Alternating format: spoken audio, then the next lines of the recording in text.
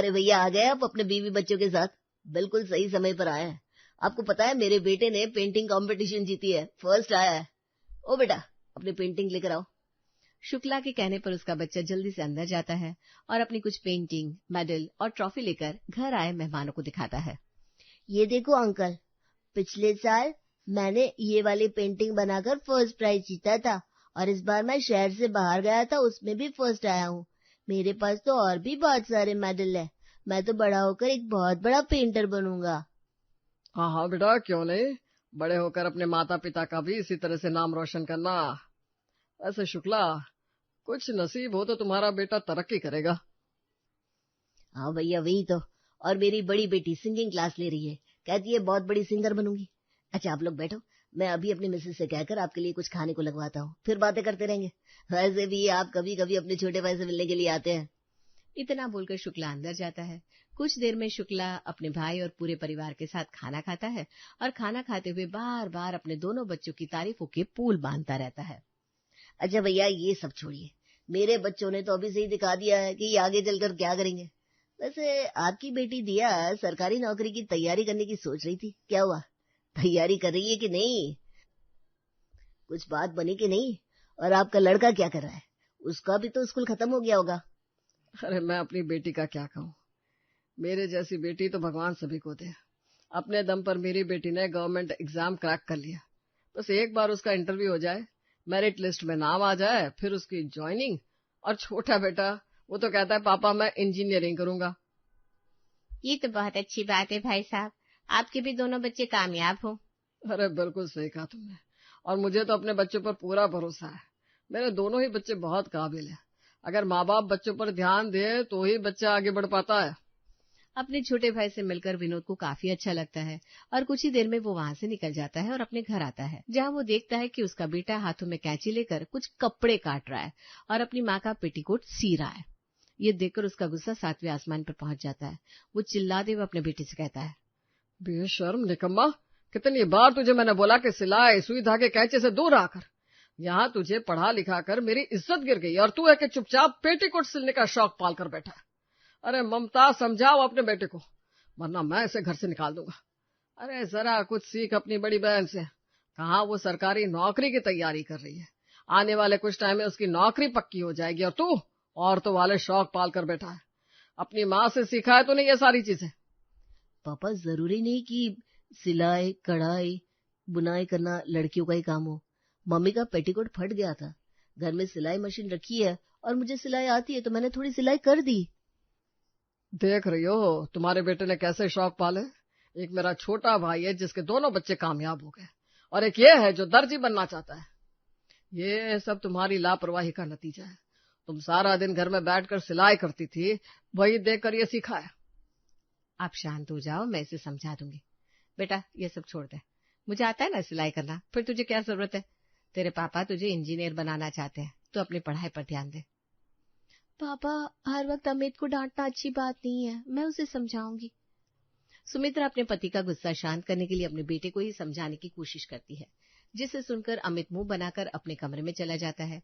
और इसी तरह कुछ हफ्ते बीत जाते हैं और एक दिन जब पूरा परिवार एक साथ खाना खा रहा होता है तो अमित की नई शर्ट देखकर दिया उससे कहती है, कहाँ से ली तूने? और एक बात बता, तू इतनी अच्छी शर्ट लेकर आ गया और तूने अपनी बहन को बताया भी नहीं। अब मुझसे भी चीजें छुपाने लगा है। दीदी तुम्हारे भाई को ड्रेस लेने की जरूरत नहीं पड़ती, आपको पता है ना, घर में जो कपड़े रखे थे मैंने उसी से इस शर्ट को डिजाइन किया, वो भी यूट्यूब से देखकर। ओह बेटा, बहुत अच्छा काम किया तूने। कुछ दिन में बहन की नौकरी लग जाएगी, वो अफसर बन जाएगी और तू अपनी माँ की तरह दर्जी बन जाना। जब तेरी बहन घर से बाहर निकलेगी तो सब तेरी बहन पर हंसेंगे और ये देखकर तुझे सबसे ज्यादा खुशी होगी। तुझे शर्म तो आती नहीं ना? तुझे तो परवाह नहीं है कि 4 लोग देखेंगे तो क्या कहेंगे। कितनी बार मैंने तुझे बोला कि कुछ और करने की सोच, पर नहीं, तुझे तो ब्लाउज सिलना है। पापा अभी अमित बच्चा है, उसे समझ नहीं है। कॉलेज खत्म होने के बाद वो भी कोई करियर चुन लेगा और मैं हूं ना, मैं उसे गाइड करूंगी। माँ समझाओ ना पापा को। सुनिए जी, बेटे पर ना सही बेटी पर तो आपको विश्वास है ना। जब हमारी दिया कह रही है तो देख लेना, हमारा बेटा भी एक दिन कामयाब होगा। ये और कामयाब जब विनोद अपने बेटे पर खाते हुए भड़क रहा था तो दिया अपने भाई को बचाने की कोशिश करती है। ये सब देखकर अमित बहुत दुखी होता है और आधा अधूरा खाना खाकर अपने कमरे में सोने के लिए चला जाता है और सोते हुए काफी देर तक सोचता है। अगर कोई डांसिंग सिंगिंग करना चाहता है तो पापा उसका सपोर्ट करते हैं, फिर वो अपने बेटे का सपोर्ट क्यों नहीं करते? बाहर भी हम जाते हैं तो बड़े फैशन डिजाइनर और दर्जी ज्यादातर आदमी तो होते हैं। लोगों की नजर में कामों का बंटवारा क्यों रखा है? ये काम लड़के का है और ये काम लड़की का। इस घर में कोई नहीं समझता कि मुझे क्या करना है। काफी देर सोचते हुए अमित सो जाता है और इसी तरह 6 महीने बीत जाते हैं। इन 6 महीनों में दिया की सरकारी नौकरी लग जाती है, जिस खुशी में विनोद अपने बेटे के साथ मोहल्ले वालों को मिठाई बांटता है। बधाई हो भाई साहब, बेटी की तो सरकारी नौकरी लग गई। बेटे को भी इंजीनियरिंग की पढ़ाई करवा रहे हो। बहुत जल्द बेटा भी तरक्की करेगा। हाँ बहन जी, सही कह रही हो आप। मुझे तो अपने दोनों बच्चों पर गर्व है। मुझे तो अपनी बेटी से ज्यादा अपने बेटे पर नाज है। हर चीज में इतना तेज है कि क्या ही बताऊं। देख लेना, कॉलेज खत्म होने से पहले ही मेरा बेटा कुछ बड़ा कर दिखाएगा। ये तो बहुत अच्छी बात है। पर भाई साहब, मेरी बात का बुरा मत मानना, पर एक दिन जब मैं आपके घर आई थी तो मैंने आपके बेटे को सिलाई करते देखा था। कहीं ऐसा तो नहीं कि आप उसे इंजीनियर बनाना चाहते हैं पर वो कुछ और ही बनना चाहता हो? अरे नहीं नहीं बहन जी, ऐसा बिल्कुल नहीं है। आप तो जानती हैं कि मेरी बीवी सिलाई करना जानती है। कभी कभी अपने बच्चों को बोल देती है मशीन चलाने के लिए, ताकि कभी वो घर में ना रहे और उनके कपड़े फट जाए तो परेशान ना होकर अपने कपड़े खुद सी सके। मेरी बीवी बेटा बेटी में फर्क नहीं करती। जब विनोद अपनी पड़ोसन को अपने बेटे की झूठी तारीफ कर रहा होता है तो ये देखकर अमित को काफी बुरा लगता है और कुछ ही देर में वो घर आता है, जहां वो अपनी माँ से कहता है, माँ पापा मुझे समझते क्यों नहीं है? वो क्यों नहीं गर्व से कहते कि उनका बेटा डिजाइनर बनना चाहता है? मुझे सिलाई पसंद है। आराम से बोल बेटा, अगर तेरे पापा ने सुन लिया तो बहुत नाराज होंगे। अमित बार बार अपने काम और अपने पैशन के बारे में घर वालों को समझाने की कोशिश करता है, पर कोई उस पर ध्यान नहीं देता, जिससे वो अब ज्यादा परेशान रहने लगता है और एक दिन अपने दोस्तों से मिलता है और अपना दुख अपने दोस्तों से शेयर करता है। यार, तुम लोगों के पापा बहुत अच्छे हैं। तुम जो बनना चाहते हो उसमें तुम्हारे घर वाले तुम्हारा साथ देते हैं, पर मेरे घर में मुझे कोई समझता ही नहीं।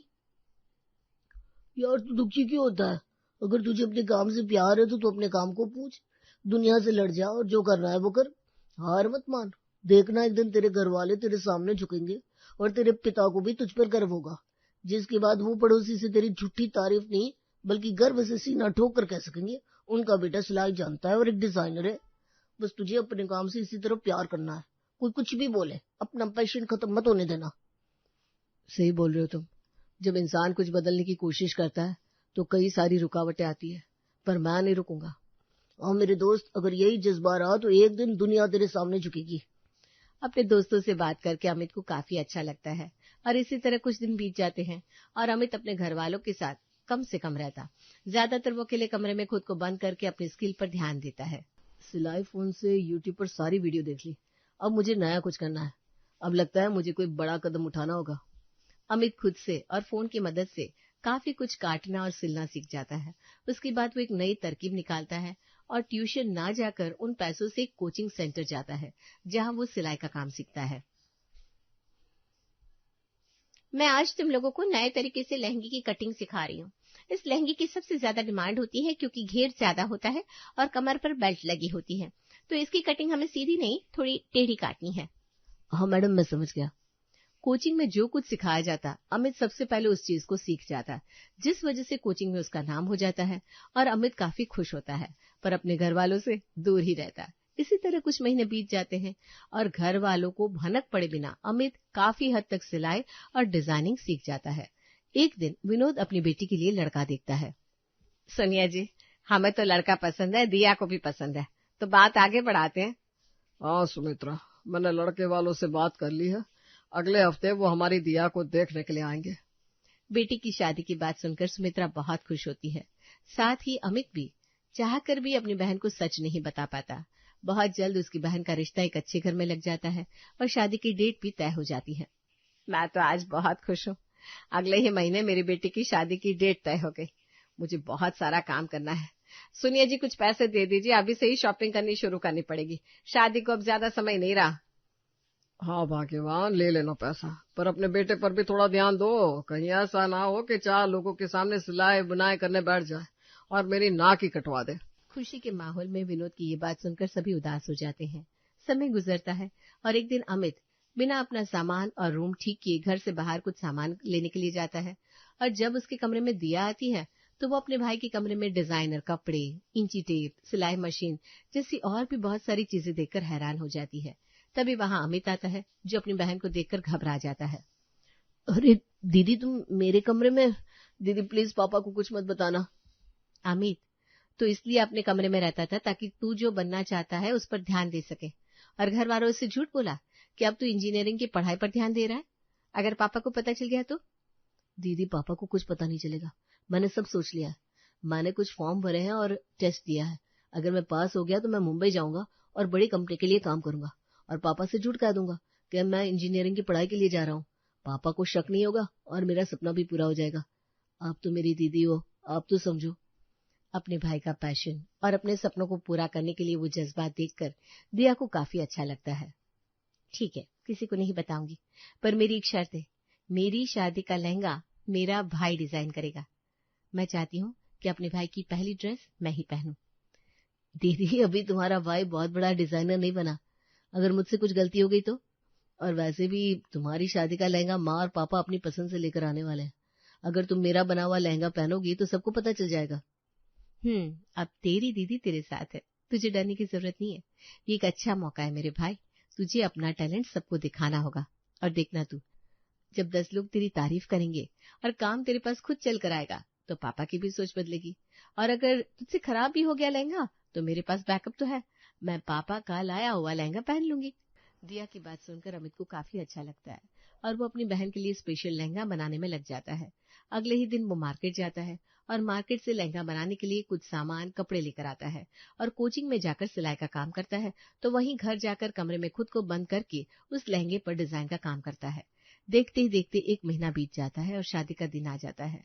और उस दिन जब दिया शादी का लहंगा पहनती है तो उसके पिता उसका लहंगा देखकर कहते हैं, दिया लहंगा तो बहुत सुंदर है, तूने कब लिया ये वो लहंगा तो नहीं है जो हमने तुझे दिलाया था? हाँ पापा, ये दूसरा लहंगा है और शादी के बाद मैं आपको बता दूंगी ये लहंगा मैंने कब और कहाँ से लिया है। अरे मेरी बेटी ने चाहे कोई सा भी लहंगा पहना हो, वो तैयार हो गई ना, सब मंडप पर उसका इंतजार कर रहे हैं। अब बाप बेटी बाकी बातें बाद में कर लेना, चलो जल्दी। सुमित्रा अपनी बेटी को मंडप पर ले जाती है और जब सभी दिया का लहंगा देखते हैं तो आपस में बात करते हैं। क्योंकि दिया की गवर्नमेंट जॉब थी, इसलिए काफी बड़े बड़े लोग भी शादी में आते हैं जो दिया की वीडियो बनाते हैं और उसे अपने सोशल मीडिया पर डाल देते हैं, जिस वजह से एक ही रात में दिया का लहंगा मशहूर हो जाता है। और 2 दिन बाद दिया पग फेरे की रस्म के लिए घर आती है और जब अपने भाई से बात कर रही होती तो सारी बातें विनोद सुन लेता है और भड़कते हुए अपने दोनों बच्चों से कहता है, दिया तू तो मेरी काबिल बेटी थी, तूने भी अपने बाप को धोखा दिया। अगर मुझे पता होता वो लहंगा इस भाई ने बनाया है तो मैं तुझे कभी पहनने ही नहीं देता। वो तो भगवान का शुक्र है कि किसी को पता नहीं चला कि मेरे बेटे का बनाया लहंगा था, वरना शादी वाले दिन तो मेरी इज्जत की धज्जियां उड़ जाती। तुम दोनों ने एक बार भी नहीं सोचा कि 4 लोग क्या कहेंगे। अब बंद करिए पापा ये सोचना कि 4 लोग क्या कहेंगे। आपको पता है मेरी शादी की वीडियो वायरल हो गई और सब लहंगे की तारीफ कर रहे हैं। सभी को मेरे भाई की काबिलियत दिख रही है, सिवाय आपके। क्या काबिलियत है इसमें? यही कि औरतों के पेटीकोट, लहंगे, ब्लाउज बनाए। हमारे खानदान में एक भी ऐसा नामर्द पैदा नहीं हुआ जैसा ये हुआ है। बस कीजिए, आप मेरे बेटे को ताना देना बंद कीजिए। सुमित्रा, तुम भी? लगता है मैं ही इस घर में गलत कर रहा हूँ। तुम लोगों को जो करना है करो, क्योंकि तुम सबने कसम खा ली है मेरी इज्जत मिट्टी में मिलाकर रहोगे। विनोद तिल मिलाकर अब जैसे ही घर से निकलने लगता है तभी एक लेटर आता है जिसे विनोद खोलकर पढ़ता है और वो लेटर पढ़कर हैरान हो जाता है। उसकी आंखें भर आती है और वो अपने बेटे की तरफ देखता है। अमित, तूने ये सब कैसे कर लिया बेटा? मेरा बेटा इतना बड़ा कब हो गया? क्या हुआ जी, क्या कर दिया मेरे बेटे ने? मैं सोच भी नहीं सकता था, वो कर दिखाया हमारे बेटे ने। मुझे तो लगता था मेरा बेटा छोटा मोटा दर्जी बनेगा जो दुकानों पर औरतों के पेटीकोट सिलेगा, पर नहीं। मेरे बेटे के लिए मुंबई से लेटर आया है। एक बहुत बड़ी डिजाइनर कंपनी है जो उसे हायर करना चाहती है, उसे इंटर्नशिप पर रखना चाहती है। कंपनी मेरे बेटे का खर्चा उठाएगी और उसकी महीने की सैलरी ही 50,000 है। जब मेरे बेटे को स्टार्टिंग में ही इतने पैसे मिलेंगे तो आने वाले समय में तो मेरा बेटा किसी उच्च मुकाम पर होगा। क्या मुंबई से मेरा लेटर आया है? दीदी देखा तुमने, मैंने कहा था ना मेरा सिलेक्शन जरूर होगा। इस पल के लिए तो मैंने इतनी मेहनत करी थी। थैंक यू सो मच पापा, मुझे समझने के लिए, मुझे अपनाने के लिए। बस आप मुझे मुंबई जाने की इजाजत दे दीजिए, ताकि मेरे दिल पर कोई बोझ ना रहे कि मैं आपसे झूठ बोल रहा हूँ या कुछ छुपाया है। अमित की बातें सुनकर विनोद इमोशनल हो जाता है और अपने बेटे को गले से लगाकर कहता है, हाँ बेटा, तू जा, मुंबई जाना चाहता है, मुंबई जा और अपने सपने पूरे कर। अब तेरे पापा को कोई शर्म नहीं कि लोग मुझे क्या कहेंगे। मुझे उन 4 लोगों की बातों से भी फर्क नहीं पड़ता, क्योंकि मेरे बेटे ने मेरा नाम रोशन किया है। मेरे बेटे ने वो कर दिखाया जो मेरी जान पहचान, रिश्तेदार और आस पड़ोस में कोई ना कर सका। मुझे गर्व है अपने बेटे पर। मुझे भी गर्व है अपने बेटे पर। मेरे बेटे ने अपने दम पर अकेले अपने सपने पूरे कर दिए और दिखा दिया हमें कि कोई भी काम छोटा या बड़ा नहीं होता, और ना ही उस काम पर लड़का लड़की का अधिकार होता है। देख लिया, मैंने कहा था ना, जब तू एक दिन कामयाब हो जाएगा तब पापा तुझे दिल से अपना लेंगे। अब तो तू बस मुंबई जाकर बड़े डिजाइनर बनने के सपने को पूरा कर। उन्हें पंख लगा। अब मैं भी अपने ससुराल में गर्व से कहूंगी कि मेरी शादी का लहंगा मेरे भाई ने बनाया था। पूरा परिवार अमित की तरक्की देखकर काफी खुश होता है और 1 हफ्ते बाद अमित मुंबई जाता है और अपना इंटर्नशिप लेता है और कुछ ही सालों में एक बहुत बड़ा फैशन डिजाइनर बन जाता है। और बड़े बड़े लोग विनोद के घर आकर अमित से अपॉइंटमेंट लेते, मीटिंग रखते और उसके हाथों से ड्रेस बनवाने की रिक्वेस्ट करते।